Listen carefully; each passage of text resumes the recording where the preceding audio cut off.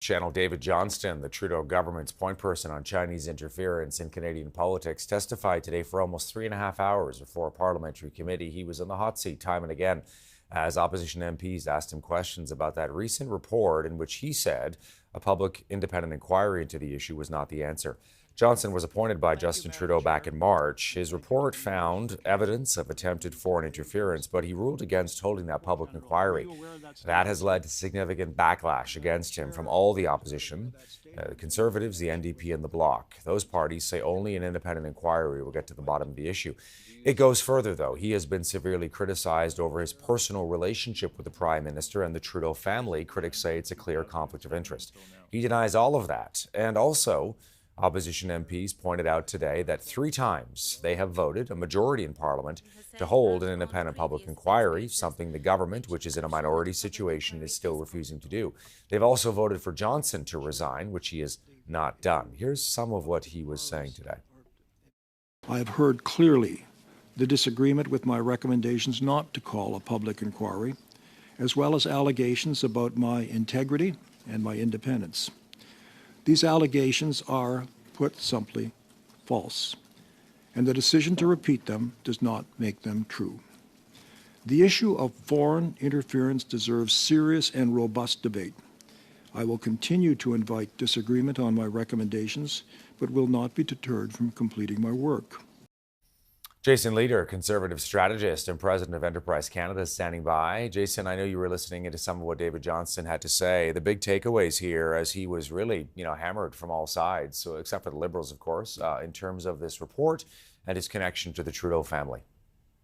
I thought it wasn't a good performance. It was a good performance, but there was a couple of things that I think really shocked me. The first one was when Erin O'Toole's situation got brought up. Todd, I'm not sure if you were watching during that part. I assume you were. Yes. But it was sort of shocking to find out that Mr. Johnston didn't have that piece of information when he's doing his final report. It's like one of those. Now I don't know whether that's a CSIS problem or a problem with Mr. Johnston and his team, or some sort of broken telephone. But it's just unacceptable, right? We've got a guy looking into foreign interference in elections. There's alleged foreign interference in the last federal election, sort of specifically on the leader of the opposition and or some of his candidates.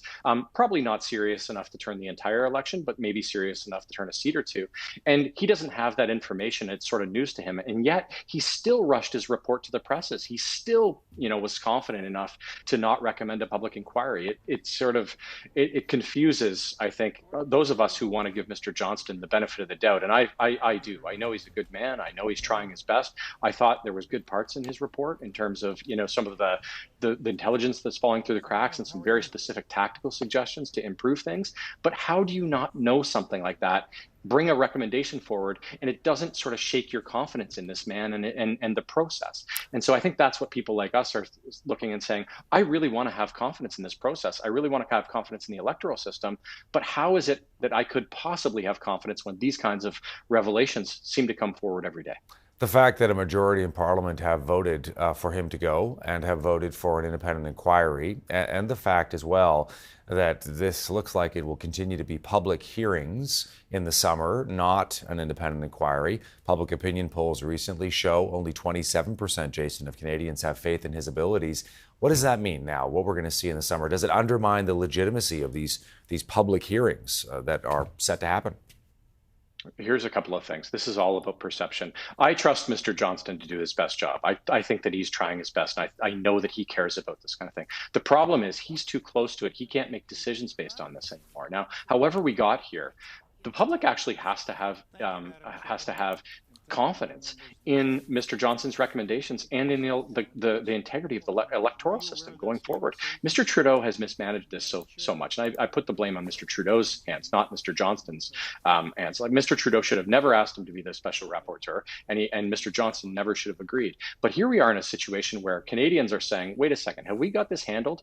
And Mr. Trudeau, through mismanaging it for months after months after months, including up until today, with what happened today, has eroded the confidence confidence in the electoral system.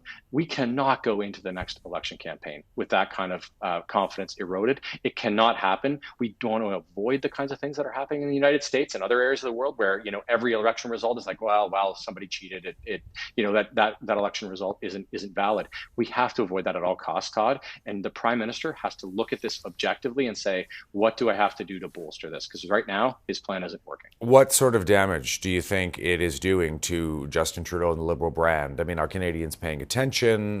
Sort of your level there in terms of public opinion? It definitely had some impact over the last 6 months, but this next election is not going to be won and lost on this issue. Whether that's good or bad thing, I'll leave that to others to decide. I think the next election is going to be fought on different issues. But I will say this, Todd. Mr. Trudeau has no margin for error essentially right now, right? He barely squeaked through the last couple of elections at 33% support. He literally has no more votes to bleed. He bleeds 2 or 3% in the province of Ontario.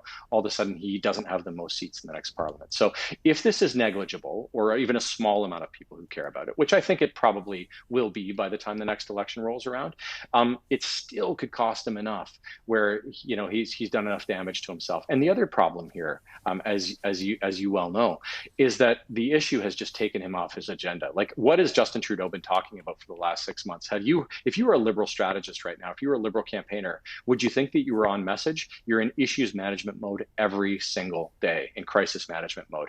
They've got to get off their back foot, and they've got to restore some confidence in this electoral system so that we can all just put this behind us and have confidence that the next election is going to be fought fairly. Jason Lietaer, thanks for this. Always a pleasure. Thanks, Todd.